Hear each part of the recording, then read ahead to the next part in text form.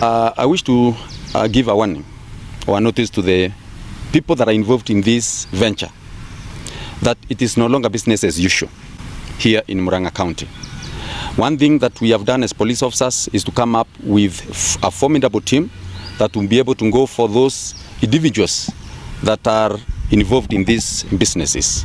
We have some of them that are brewing these substances along the riverbanks, and also we have some others that are operating these businesses near primary schools and churches, and this one cannot be allowed to continue. We have agreed as security teams to deal with all these people on very, very high gears. We are going to make sure that each and every village is monitored by our security teams. We are going to make sure that every shopping center is monitored.